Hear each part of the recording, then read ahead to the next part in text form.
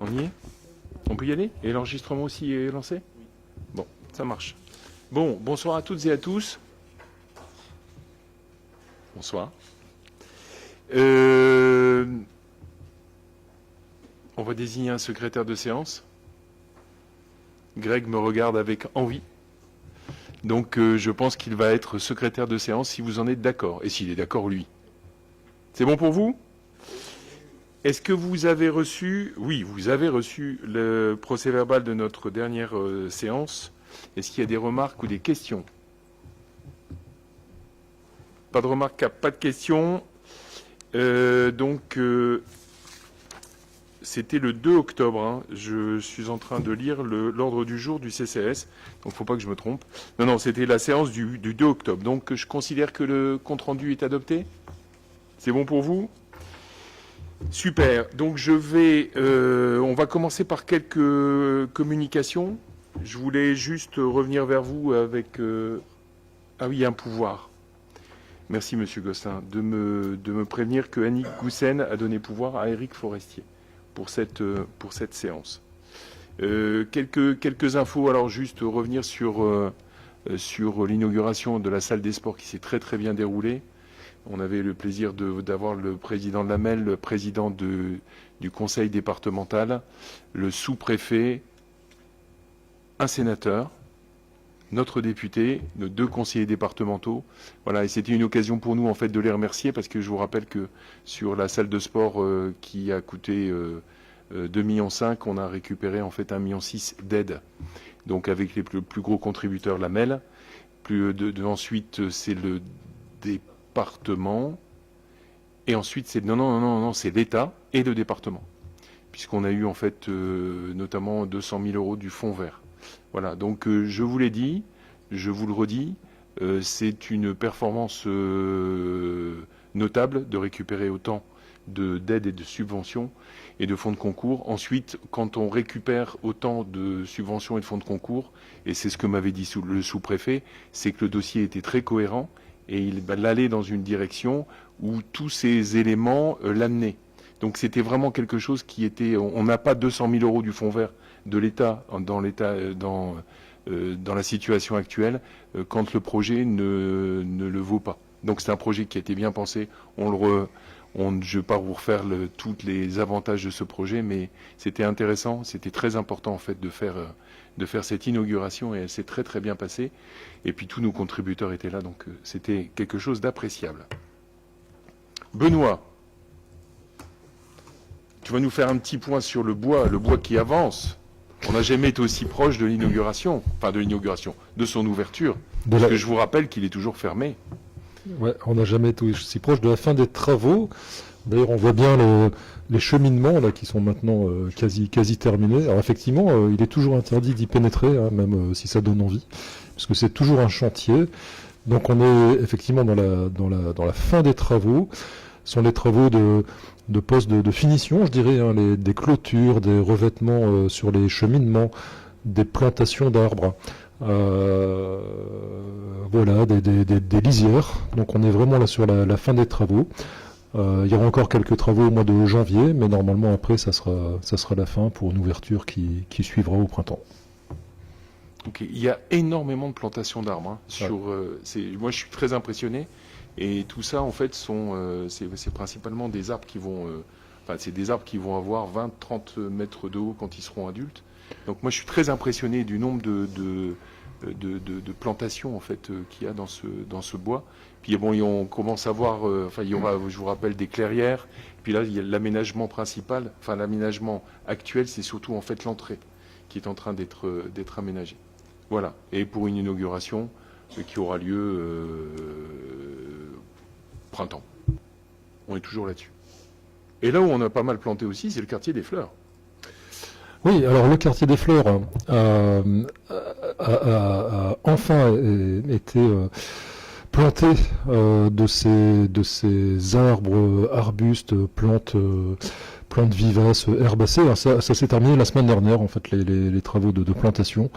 Donc le quartier est maintenant transformé. Alors ce sont les habitants qui nous le disent, hein, également, que ça change tout. donc avec, je vous le rappelle, un projet qui vise à rapporter de la végétation dans ce quartier des fleurs qui, paradoxalement, on ne présentait pas de fleurs avant cela. Donc il y aura des rosiers, il y aura des lilas, hein, il y a la rue des lilas, la rue des rosiers, donc ils seront présents avec beaucoup d'autres essences florales, avec une rue des lilas qui sera c'est la rue de l'entrée qui sera plutôt végétalisée, des plantes ornementales. Et vous savez qu'il y a des noues aussi, hein, il y a des parties plus creusées qui sont destinées à recevoir l'eau qui va ruisseler sur les voiries. Donc là, ce sont des plantes qui résisteront donc par moment à un sol plus humide et à d'autres moments à un sol moins humide. Donc tout ça avec des spécialistes des paysages et puis de la végétalisation. Mon quartier des fleurs, je vous rappelle, c'est un beau projet. Hein. C'est un projet qui est vraiment fait pour les habitants. Même si, alors je remercie les habitants parce qu'il y a eu, c'est vrai, un petit décalage au niveau de la réalisation. Donc c'est quand même un chantier qui a quand même duré un sacré bout de temps, ou plus longtemps que prévu, et notamment dû à une défection d'une des entreprises qui était prestataire pour la MEL. Mais voilà, donc on remercie les habitants d'avoir été patients, mais franchement, ils vont avoir un quartier beaucoup plus agréable et surtout végétalisé. Donc, et de toute façon, le projet a été fait pour eux. On a un nouveau CMDJ, Gaëlle. Oui, nouveau CMDJ depuis élu le 27 novembre. Voilà, je vous rappelle, c'est 8 candidats, 4 dans chaque école. Les élections se sont faites à la mairie, comme les grands. Voilà. Et aujourd'hui, il y a 8 nouveaux candidats élus pour 2 ans. Voilà. Et je vais vous dire juste la bienvenue. Bienvenue donc à Diane Vervarde, Emilio Diaz-Fèvre, Albert Cronier, Clément Amourou, Alix Taché, Feriel Sa, Maxime Lefebvre et Céleste Masson. Voilà, on a en plus la parité, donc c'est formidable, c'est des élèves de CM1, CM2. Et puis voilà, et ils seront présentés lors des vœux du 10 janvier. Oui. Et ils ont été installés le 5 décembre. Oui, le conseil municipal des jeunes a été installé le 5 décembre. Ouais. Et je peux vous dire qu'ils ont la pêche. Hein. Ouais. Ils ont plein d'idées et ils ont une énergie très, très présente. Et vous verrez, alors lors de la cérémonie des vœux, on essaiera de faire il y aura une séquence autour des élus du CMDJ. Donc, bien entendu, l'équipe entrante, l'équipe qui vient de nous quitter. Mais voilà, il y a un petit projet pour essayer de recontacter les CMDJ des années précédentes. Merci Gaëlle. Elsa, on a fait aussi 2 marchés depuis notre dernier conseil municipal. Oui, 2 marchés. Donc le premier, c'était en faveur d'Octobre Rose. Il s'est déroulé le 10 octobre. Il a permis de récolter 700 € pour la Ligue contre le cancer. Pardon ? 750 normalement. 750 € pour la Ligue contre le cancer. Donc voilà, ce marché a été également l'occasion de faire défiler les enfants avec des allumoirs pour marquer le passage de l'heure d'été à l'heure d'hiver. Donc les enfants des 2 écoles qui ont créé leur propre allumoir. Donc c'était un bon moment et c'était aussi un moment de rencontre entre les Verlinguémois et les créateurs qui étaient présents. Merci beaucoup à l'association des familles, au CMDJ qui sont présents lors de chaque manifestation et chaque marché. Également, je voudrais citer Bertrand Menu, donc qui a donné des courges, de nombreuses courges à vendre pour le marché. Également, que j'oublie personne, l'appel aussi, et le foot. Donc qui ont participé, qui participent chaque année maintenant au marché d'Octobre Rose. Donc c'était un bon moment. Le deuxième marché a eu lieu donc le vendredi 5 décembre, cette fois-ci au profit du Téléthon. On n'a pas encore la somme exacte. J'attends que Verlinguem Loisirs puisse nous remonter la somme. Lors de ce marché, nous avons également inauguré les illuminations de Noël et de nombreux créateurs sont venus. Donc c'était également un très beau moment. Il y avait de nombreux nouveaux créateurs. Donc ça c'est intéressant de voir également qu'il y a des personnes des entreprises qui ont envie de venir au marché de Verlinghem maintenant, au marché de Noël. Et là, la nouveauté c'est que Verlinghem Loisirs a pris le relais de l'association des familles et porte aujourd'hui l'action de Téléthon. Donc merci à Verlinghem Loisirs, à l'association des familles, au conseil municipal des jeunes, au foot, à l'appel, aux agriculteurs également, qui sont toujours présents lors de ce marché pour le Téléthon et qui reversent aussi leurs recettes pour le Téléthon. Le tennis également, qui a fait une manifestation pour cette action, et le badminton également. Et voilà, donc les prochains marchés seront organisés au mois de mai. Ah, on a la somme 675 pour le moment. Ouais, donc à ça il faudra rajouter les autres montants. Donc on a fait plus que l'année dernière. Donc voilà, merci. Ouais, on fait les calculs en direct, c'est fantastique. C'est vraiment fantastique. Oui, il y a eu. Alors on parlait du CMDJ et on parlait de. Alors je voudrais juste revenir sur le 11 novembre. On a vécu un très beau 11 novembre et surtout cette année c'était le concours de devoir de mémoire. Ça serait vraiment très bien passé. Il y a de plus en plus de monde au 11 novembre. Et donc, nous ne pouvons que nous en réjouir. Et il y avait des textes qui étaient magnifiques, vraiment très, très émouvants. Et c'était un très beau 11 novembre. Donc, vous voyez, on ne s'est pas ennuyé depuis le dernier conseil municipal. Et puis, juste avant Noël, on a un spectacle dimanche, Damien.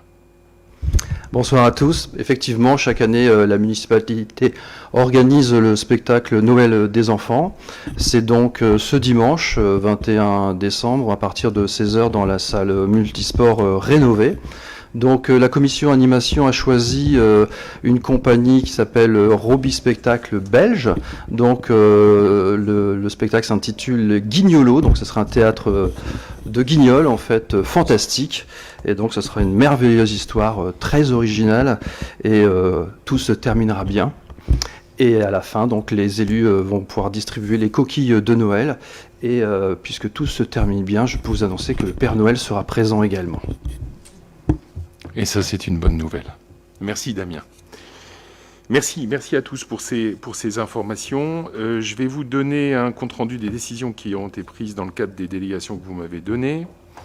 Donc une décision du 29 septembre 2025 pour une conclusion d'un contrat de mise en propreté des installations des buées grasses de cuisine du restaurant municipal avec la société Sapian à Marc-en-Barœul à compter du 29 septembre 2025 pour une durée d'1 an, renouvelable par tacite reconduction par période d'1 année et pour un montant annuel de 636 € hors taxe et prix qui est révisable selon les conditions générales du contrat. Une autre décision, la 2025-20, toujours du 29 septembre 2025, sur une conclusion d'un contrat de maintenance en propreté des installations d'évacuation des buées grasses, mais celle-là, cette fois-ci, pour la cuisine de la salle du Tournebride, avec la même société Sapian à Marc-en-Barœul, à compter du 29 septembre 2025, et pour une durée d'1 an, renouvelable dans les mêmes conditions que la décision précédente, et pour un montant annuel de 344,67 € hors taxe. Une décision du 29 octobre 2025 pour la conclusion d'un contrat d'accès au réseau public de distribution d'électricité pour une installation de production de puissance supérieure à 36 000... Aide-moi, Benoît. Je ne suis pas un spécialiste. 36 kWh. Bon, c'est une installation raccordée en basse tension. 36 kVA. Donc c'est 36 kVA, il suffisait de lire. Raccordé en basse tension. Non, c'est ça, c'est l'avantage d'avoir un adjoint qui vous aide sur ces sujets-là. Donc raccordé en basse tension pour la centrale photovoltaïque de notre salle de sport. Et c'est donc vous avez eu le contrat qui prend effet à la date de mise en service de l'installation conformément à l'article 11, des conditions particulières et est conclu pour une durée indéterminée conformément à l'article 17.5 des conditions générales et les conditions tarifaires sont fixées à l'article 9 des conditions particulières et aux articles 12 et 13 des conditions générales du dit contrat. Une décision du 10 novembre 2025 portant acquisition d'un logiciel de gestion du cimetière communal auprès de la société SAS Gessim à Brest dans les conditions suivantes. Alors je ne vais pas reprendre tous les éléments, vous avez des prestations concernant ce logiciel qui vous sont détaillées dans la synthèse. Donc pour un montant de 7 016,40 € TTC, une conclusion d'un contrat de service lié au logiciel précédent de gestion du cimetière communal, toujours avec la même société, dans les conditions suivantes. Vous avez certaines prestations donc pour un montant TTC de 1 863,60 par an et d'autres prestations pour 192 € TTC annuel également, hein, Monsieur Gostin? Ok, annuel. Merci. Le droit d'usage et d'hébergement pourra être valorisé dans le cas où le nombre d'emplacements représentés dépasserait le nombre estimé. Le contrat est conclu pour une durée d'1 année et sera renouvelable par reconduction tacite pour des périodes successives d'1 an sans que la durée totale de contractualisation ne puisse excéder 4 ans. Et le montant total hors taxe sera révisé annuellement selon l'indice Syntec en vigueur. Une avant-dernière décision du 10 novembre portant attribution d'un marché public de prestation de services d'assurance pour la période du 1er janvier 2026 au 31 décembre 2030 avec la SMAC Assurance, donc à Niort, pour les lots suivants. Lot 2, responsabilité et risques annexes, donc une offre de base avec une prime annuelle de 2 885,94 € hors taxe. 2665,08 hors taxe pour la commune et 220,86 pour le CCS. Le lot 3, flotte automobile et risques annexes pour une offre de base de 2825,14 € hors taxe et une prestation supplémentaire assurance automission avec une prime annuelle de 560 € hors taxe. Le numéro 4, risque statutaire du personnel, avec une offre de base d'essai de 0,19%, une offre de base accident et maladie imputable au service de 1,93%, prestations supplémentaires congé longue maladie, congé longue durée de 95%, prestations supplémentaires maternité, paternité, adoption de 0,70%. Et un lot numéro 5, protection juridique des personnes physiques, une prime annuelle de 3 € hors taxe par assuré, soit 188,52 € TTC.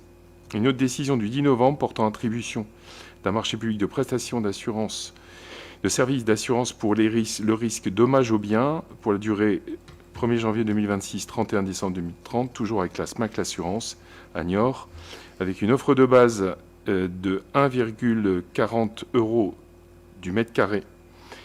C'est un taux hors taxe et une prime annuelle de 13 879,83 TTC. Avez-vous des questions par rapport à ces décisions? C'est bon? On peut passer aux délibérations.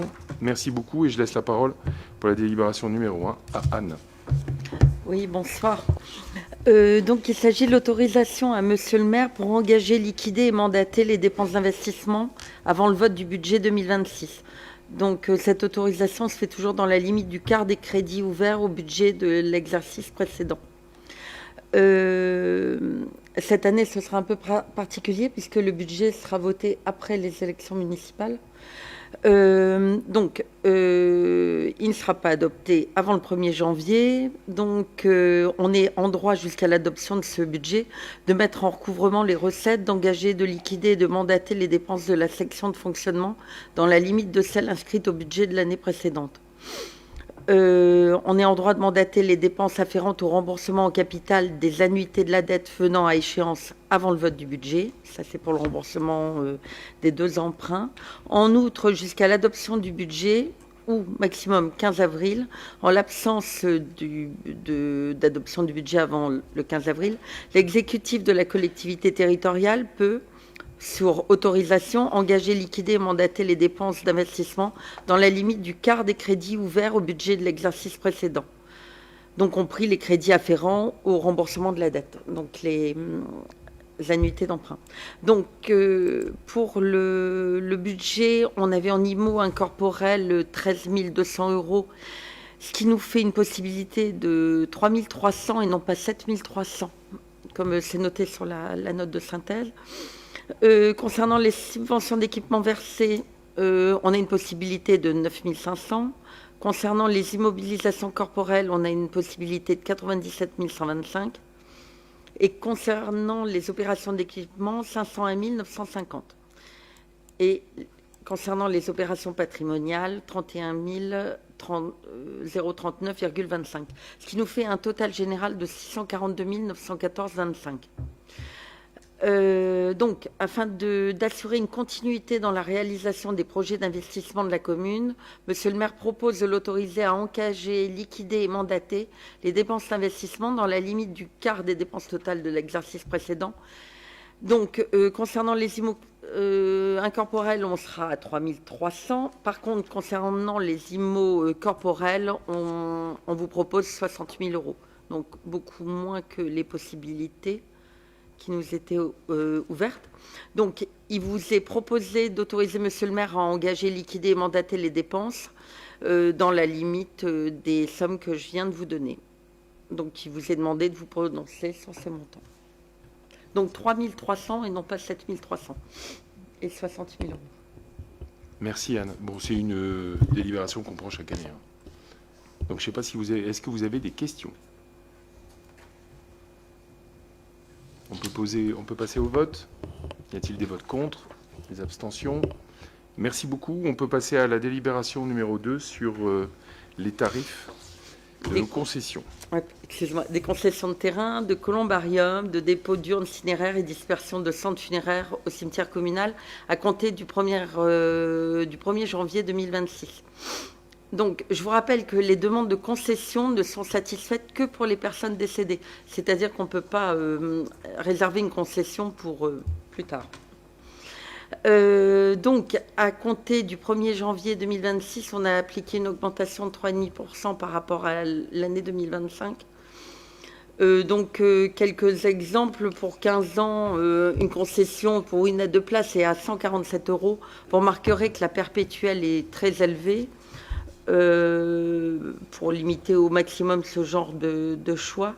Il y a des possibilités de renouvellement de concessions, des columbariums et les cavurnes. Donc, les cavurnes, on a différents montants, premier dépôt, second dépôt, troisième dépôt au sein du même cavurne pour 30 ans ou 50 ans. Il y a des possibilités de dépôt d'urnes, les dispersions de cendres à 70 €, les plaques funéraires pour columbarium, on propose de les acquérir nous-mêmes au sein de la commune et de les graver pour avoir une unité au sein du cimetière, donc pour une somme de 79 €. Par conséquent, il vous est demandé de fixer le tarif des concessions de terrain, de columbarium, de dépôt d'urnes cinéraires et de dispersion de cendres funéraires au cimetière communal à compter du 1er janvier 2026 dans les conditions qui sont exposées au sein de la note de synthèse, d'autoriser le reversement au CCAS de Verlinghem d'un tiers des produits des concessions dans les cimetières perçus sur le budget principal de la commune, jusqu'à ce qu'une délibération contraire soit prise, de dire que le reversement s'effectuera par réduction des titres émis pour l'encaissement du produit des concessions funéraires, et d'autoriser Monsieur le maire à prendre toutes mesures nécessaires à l'exécution de la présente délibération. Merci Anne. Est-ce que vous avez des questions?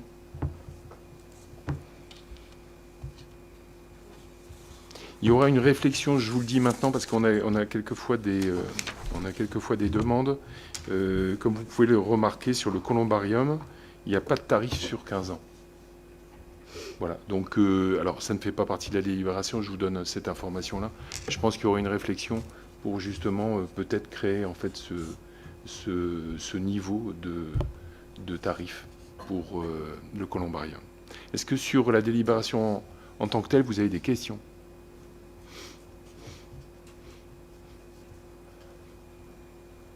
Et j'attire votre attention, les cavurnes, c'est quelque chose qu'on a mis en place cette année.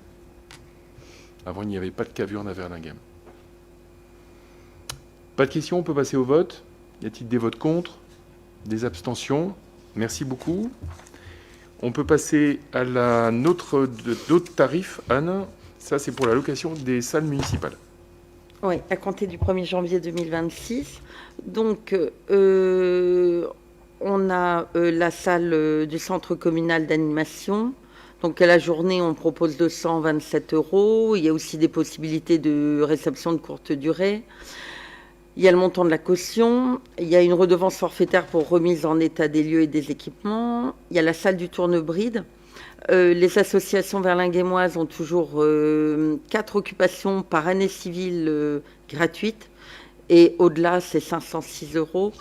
En cas d'utilisation de la cuisine, il y a un forfait complémentaire. Il y a aussi des frais de nettoyage prévus. Il n'y a rien de nouveau concernant ça. La salle du tournebride toujours peut être louée avec ou sans la cuisine. Donc il y a des forfaits concernant les particuliers vivant à Verlinghem et ceux extérieurs à la commune, et les entreprises, qu'elles soient verlinguémoises ou extérieures. Il y a des tarifs concernant les événements familiaux de courte durée, c'est-à-dire maximum 4 heures,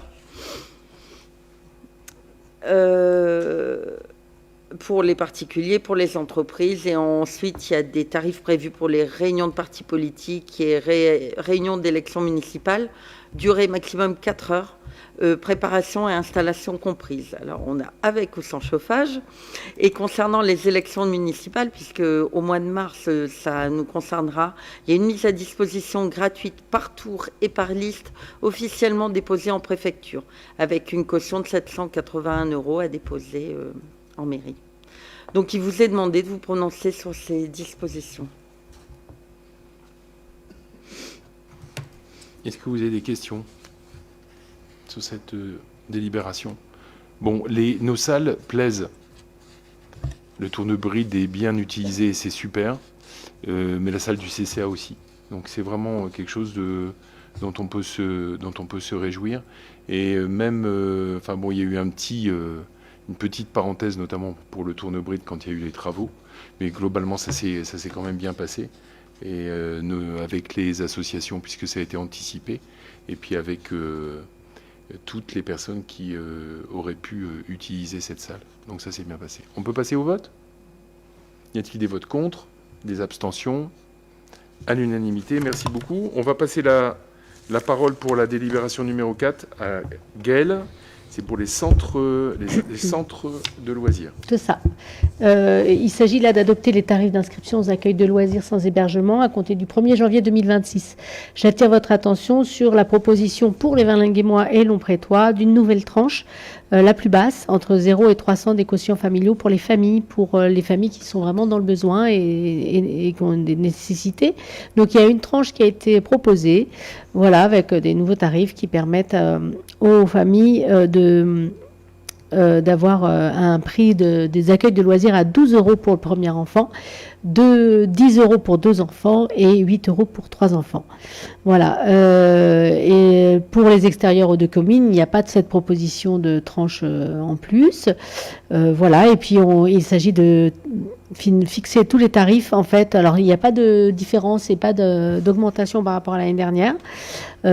Toujours sur la base de 4 jours, sur la base de 5 jours. Voilà, avec quand même toujours un système d'inscription à la garderie du matin et du soir, et puis de la possibilité du repas de la cantine. Tous ces tarifs n'ont pas bougé depuis l'année dernière, et il est proposé donc au conseil municipal d'organiser des accueils de loisirs sans hébergement destinés aux adolescents en juillet et en août 2026.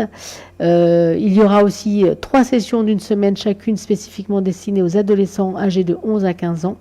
Ces 2 sessions seront à dominante sportive et ou culturelle, et ces accueils fonctionneront du lundi au vendredi de 9h à midi et de 13h30 à 17h, avec possibilité de restauration à midi, comme je vous ai dit, et puis possibilité d'une garderie le matin de 8 à 9 et le soir de 17 à 18h. Voilà, sur les stages ados, le nombre d'inscriptions est fixé encore à 16 adolescents, rien n'a changé depuis l'année dernière. Donc on est vraiment très content de pouvoir proposer encore 3 semaines de stage ado sur les accueils de loisirs, en plus des accueils classiques. Voilà, et il est proposé donc de fixer ces tarifs d'inscription sur la base des inscriptions aux accueils de loisirs traditionnels, plus une participation complémentaire par semaine pour la participation à ces sessions d'ados. Voilà, c'est la base, c'est le centre de loisirs, l'accueil classique et un surplus pour le stage ado. Est-ce que vous voulez que je vous détaille les prix ou le tableau suffit? C'est peut-être pas nécessaire. Hein, d'accord. Donc voilà. Il est donc demandé au conseil municipal de se prononcer sur ces dispositions. Avez-vous des questions? On passe au vote. Qui vote pour? À l'unanimité. Merci beaucoup. On va passer à toi, Benoît, pour le renouvellement en fait, de l'adhésion au dispositif des certificats d'économie d'énergie. Et c'est un dispositif métropolitain. Oui, tout à fait. Alors, on l'a déjà voté à plusieurs reprises. Hein. C'est une forme de renouvellement. On rappelle que le dispositif des C2E, les certificats d'économie d'énergie, c'est un des principaux instruments nationaux de maîtrise de la demande en énergie. Et donc, il va entrer dans sa 6e période à compter du 1er janvier 2026 avec des objectifs renforcés. Donc, c'est une véritable incitation pour des maîtres d'ouvrage à s'engager sur des réductions de consommation énergétique. Et donc, depuis le 1er janvier 2019, l'AMEL anime et coordonne ce dispositif, enfin un dispositif mutualisé, de valorisation des actions éligibles au C2E, dont peuvent bénéficier les services de l'AMEL, les communes volontaires et d'autres structures également éligibles du territoire, comme des CCAS ou autres syndicats. Et l'AMEL propose donc aux adhérents de se regrouper. Il y a une logique de mutualisation afin de mettre en commun leurs économies d'énergie pour les valoriser au mieux sur le marché des C2E au meilleur prix en s'appuyant sur une expertise et des outils mutualisés. Alors, j'en arrive tout de suite aux engagements de l'AMEL et des communes, puisque l'AMEL, en tant que tiers regroupeur des C2E, elle pilote et elle coordonne ce nouveau dispositif, elle y affecte un agent dédié, elle met à disposition les outils d'accompagnement, notamment un outil de gestion numérique qui permet de vérifier l'éligibilité des projets, de simuler la recette attendue, de constituer les dossiers, de transmettre les pièces justificatives nécessaires. Elle réalise au minimum un dépôt par an au pôle national des C2E, des demandes de certification. Elle réceptionne les C2E sur son compte MI au bénéfice des membres du regroupement. Elle vend les C2E pour le compte des membres du regroupement à un tarif préalablement identifié via un AMI, un appel à manifestation d'intérêt, qui garantit un prix compétitif fixé à 8,02 € par mégawattheure CUMAC, c'est l'unité utilisée minimum, qui est garantie entre le 1er janvier 2026 et le 31 décembre 2027. Et ensuite, bien sûr, elle redistribue à chaque membre du regroupement, donc aux communes adhérentes, la recette de la vente selon le nombre de C2E obtenus par chacun de ses adhérents. Et donc la commune, en tant que membre du regroupement, elle s'engage bien sûr à confier à l'AMEL le soin de valoriser ces C2E, elle identifie un référent technique C2E, elle s'assure de l'éligibilité et de la recevabilité de ses actions d'efficacité énergétique, elle crée, elle complète son dossier, elle perçoit de l'AMEL la recette de la vente des C2E et elle rembourse des frais de gestion à l'AMEL qui s'élèvent à un montant maximum de 33 centimes par mégawattheure CUMAC généré. Voilà, donc c'est intéressant financièrement. La valorisation des C2E, elle présente un double levier. D'abord un levier financier, qui est un levier supplémentaire financier pour valoriser et favoriser le passage à l'action, et un levier technique, puisque ça pousse à aller plus loin dans l'efficacité énergétique, donc qui vise à garantir un haut niveau de performance énergétique. Alors il faut rappeler, c'est important, que ce n'est pas le seul outil qui est proposé par l'AMEL. Elle propose une palette d'outils qui vise à accompagner les communes dans la rénovation durable de leur patrimoine, notamment des conseillers en énergie partagée, autrement appelés économes de flux, qui accompagnent 59 communes de moins de 15 000 habitants vers la gamme étant adhérente à ce service et donc bénéficiant de l'accompagnement d'un conseiller en énergie partagée qui est très utile. Le fonds de concours dédié à la transition énergétique et bas carbone du patrimoine communal, qui est ouvert à toutes les communes et qui est doté d'une enveloppe de 25 millions d'euros, et le contrat de chaleur renouvelable territorial soutenant tous les projets de production de chaleur renouvelable éligibles avec l'appui de l'ADEME, 2 outils que Verlinghem a mobilisés notamment pour le financement de la salle de sport. Par conséquent, il sera demandé au conseil municipal d'adhérer au dispositif métropolitain de valorisation des certificats d'économie d'énergie pour la période 2026-2027, d'autoriser le maire à signer avec l'AMEL la convention de prestation de services mutualisés et d'autoriser la commune à percevoir la recette de la vente de ces certificats et à rembourser les frais de gestion afférents dans le cadre du regroupement. Merci Benoît. Bon, ces 2 œufs, comme le disait Benoît, c'est un renouvellement, hein. C'est quelque chose de très important, ça fait partie d'un dispositif global. On a évoqué tout à l'heure, à l'instant, le conseiller en énergie partagée. Franchement, l'aide est précieuse, hein, par rapport au pilotage, notamment quand on a été dans tout ce qui était appel d'offres concernant la salle de sport. Le conseiller en énergie partagée nous a attiré notre attention sur des sujets que forcément quelquefois personne n'avait vu. Donc c'est vraiment quelque chose de tout à fait bénéfique. On peut remercier l'AMEL d'avoir mis en place ces dispositifs-là. Est-ce que vous avez des questions sur cette délibération? Je t'en prie. Il est indiqué que la commune doit identifier un référent technique CEE.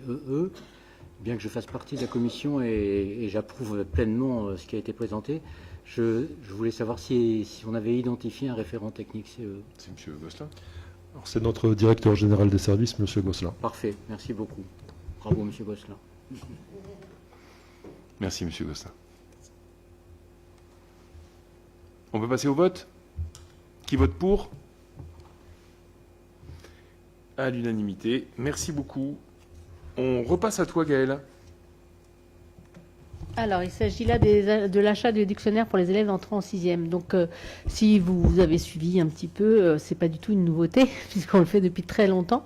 Simplement, il s'agit là de se remettre en règle, parce que lorsque nous sommes arrivés, quand on a commencé le mandat en 2020, en fait, on a décidé d'offrir les dictionnaires à tous les élèves scolarisés à Verlinghem, tous les élèves des 2 écoles, et aussi aux enfants verlinghemois, mais qui étaient dans d'autres communes. Voilà. Avant, il s'agissait d'offrir les dictionnaires qu'aux verlinghemois. Voilà. Donc c'était une petite proposition qui avait été évidemment proposée par la commission enfance et qui a été grandement appréciée par tout le monde, parce que les enfants depuis la maternelle sont ensemble jusqu'au CM2 et c'était une petite cérémonie qui est attendue, et c'était bizarre de séparer les enfants verlinghemois avec les autres. Donc en fait voilà, et là il se trouve qu'on n'avait pas pris cette délibération, on s'en est rendu compte, donc on se remet en règle avec cette disposition. Donc il est demandé au conseil municipal de bien vouloir voter cette disposition et d'offrir chaque année, en fin d'année scolaire, un dictionnaire à tous les enfants scolarisés à Verlinghem et les enfants verlinghemois scolarisés ailleurs.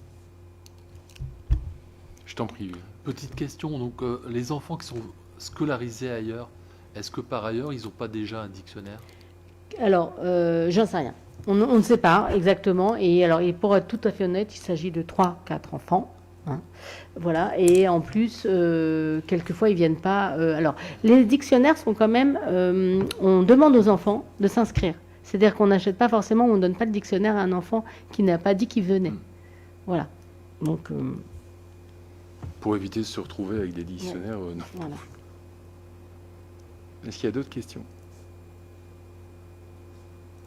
On peut passer au vote. Y a-t-il des votes contre? Des abstentions? Merci. À l'unanimité. Je vais reprendre la parole sur la délibération numéro 7. Hein. C'est une délibération qu'on prend tous les ans, que je vous détaille. Donc c'est la création de postes d'agents contractuels sur des emplois non permanents pour faire face à un besoin lié à l'accroissement temporaire d'activité et autorisation de recrutement. Donc vous savez que les besoins de service justifient le recrutement d'agents contractuels supplémentaires pour faire face à un besoin lié à la pause, globalement, la pause méridienne, notamment la pause méridienne. Et en conséquence, il est proposé de créer 11 postes d'agents contractuels dans les conditions fixées par le code les articles du code de la fonction publique, dans le grade d'adjoint animation, catégorie C, et pour faire face à un besoin lié à un accroissement temporaire d'activité pour une période de 12 mois, du 1er janvier au 31 décembre 2026 inclus. Ces agents donc sont pour des fonctions d'animateurs à temps non complet, une durée hebdomadaire de 9 heures par semaine. La rémunération de ces agents sera calculée par référence au premier échelon de grade de recrutement d'adjoints à l'animation. J'attire votre attention sur les 9 heures. Je ne sais pas si vous vous souvenez, avant c'était 8 heures. Et en fait, pour des raisons en fait, d'organisation et puis pour leur permettre de ranger notamment les jeux pour la pause méridienne, on avait rajouté un quart d'heure en accord avec la commission et sur proposition de la commission. Donc c'est pour ça que vous êtes à 4 fois 2h15. Et c'est pour ça qu'on est à 9 heures. Donc je vous demande de décider la création à compter du 1er janvier 2026 de 11 emplois non permanents pour faire face à un besoin lié à un accroissement temporaire d'activité dans le cadre d'adjoint d'animation relevant de la catégorie C, doté d'une durée hebdomadaire de travail de 9 heures. Ces emplois non permanents seront occupés par des agents contractuels recrutés par voie de contrat à durée déterminée pour une période de 12 mois du 1er janvier au 31 décembre 2026 inclus. Ces agents exerceront les fonctions d'agents d'accueil et d'encadrement périscolaire pour la même durée de 12 mois. Et la rémunération des agents sera calculée par référence à l'indice brut du premier échelon de grade d'adjoint animation et de m'autoriser à procéder à ces recrutements. Est-ce que vous avez des questions ? On peut passer au vote. Y a-t-il des votes contre ? Des abstentions ? Je vous remercie. Et nous repassons à toi, Gaëlle. Parce que tout à l'heure, on a vu les tarifs. Maintenant, on va voir l'organisation. Les dates. Alors là, il s'agit de voter sur les dates des accueils de loisirs sans hébergement pour l'année 2026. Je vous rappelle qu'on est en mutualisation avec la commune de Lompré et que donc on se partage les accueils. Voilà, comme d'habitude, donc ce sera, si vous êtes OK, on vote les dates pour l'hiver, ça sera à Verlinghem, du 16 février au 27 février. Pour 70 places.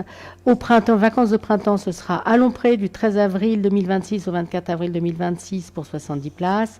En juillet, du 6 juillet au 31 juillet 2026 à Verlinghem pour 100 places. Et puis aussi dans l'autre commune, mais bon, là on vote pas pour eux. Et au mois d'août, bien sûr, du 3 août au 28 août, ce sera à Verlinghem et on accueille là les enfants de Lompré. Et il y a pour 100 places. À l'automne, ce sera les vacances organisées à Lompré, aux vacances de la Toussaint, pour 70 places. Et à Noël, du 21 décembre 2026 au 24 décembre, pour 4 jours, et 70 places. Voilà.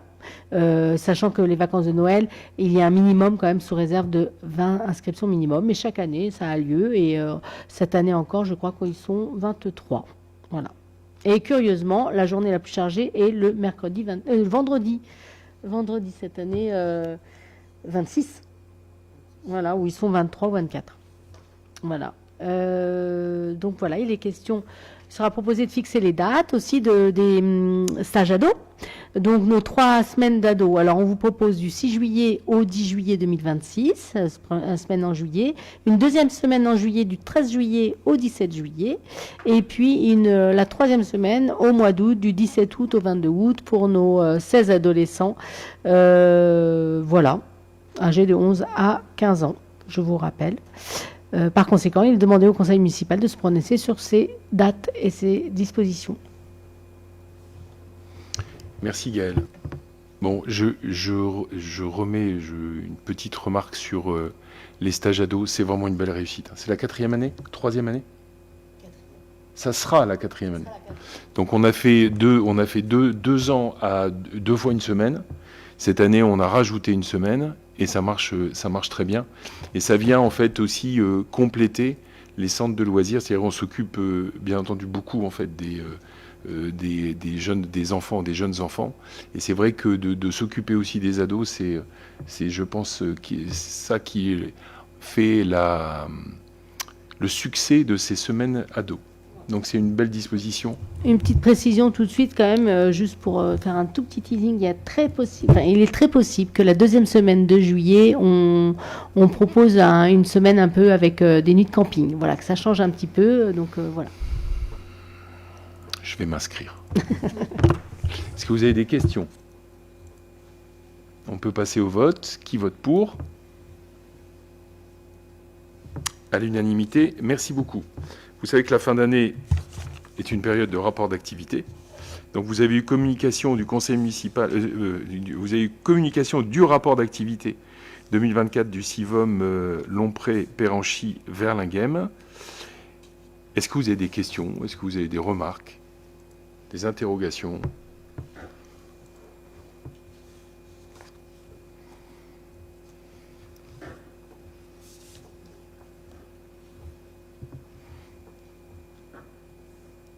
C'est super la base de loisirs. Bon, il y aura, je peux vous le dire quand même, il y aura de nouveau les fêtes de l'eau. Cette année, je pense que ce sera le premier week-end de juin. Et ensuite, il y aura le 14 juillet. Donc, c'est les deux moments les deux moments forts de l'année. Tu dis 6 et 7 juin. Voilà. Pas de questions?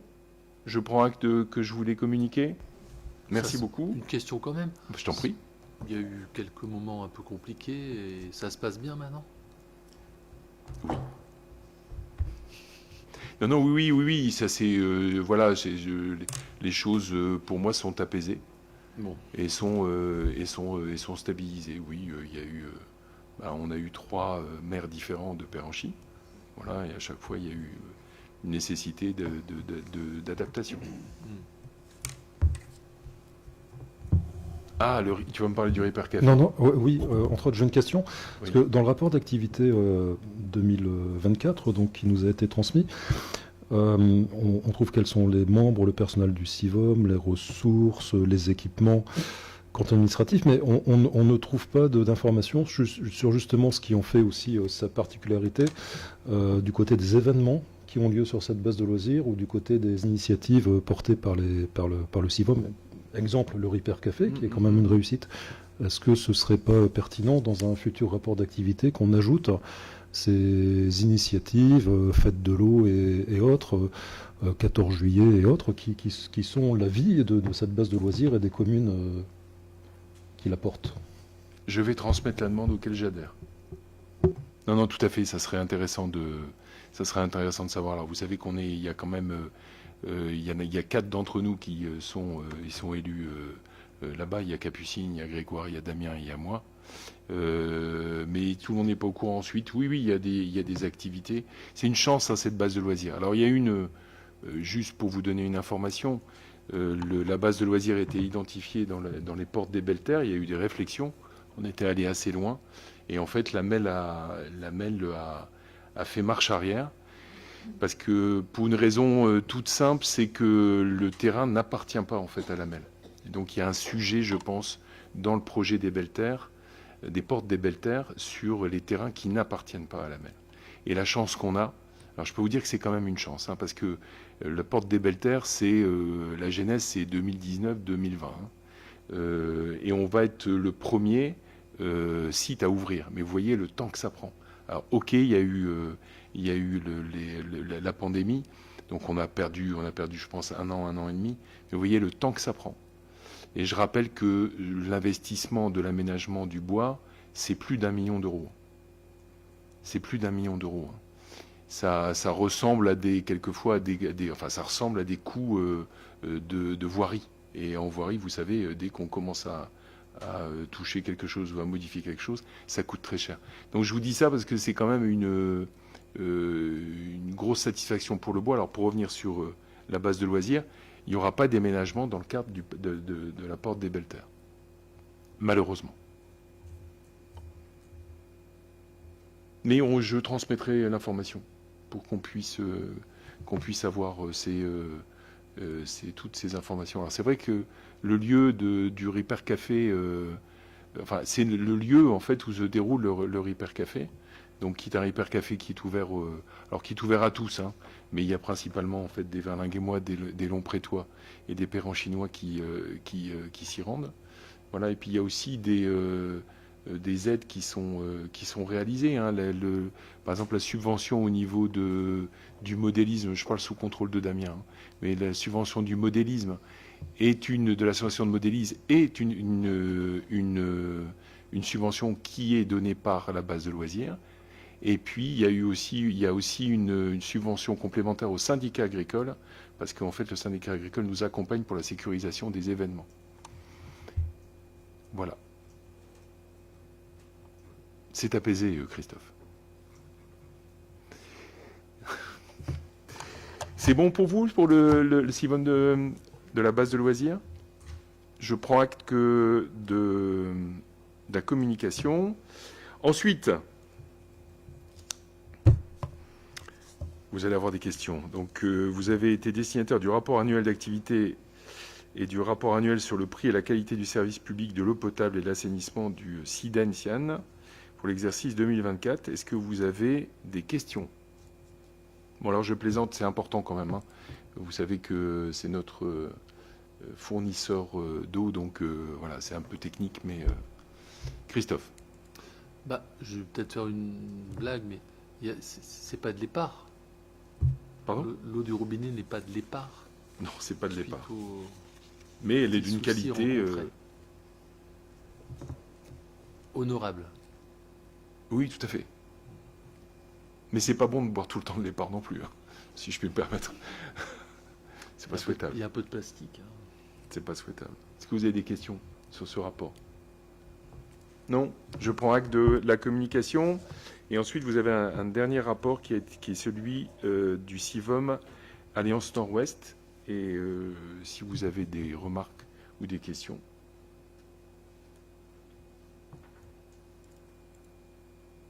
Pas de questions? Je prends acte de la communication de ce rapport d'activité.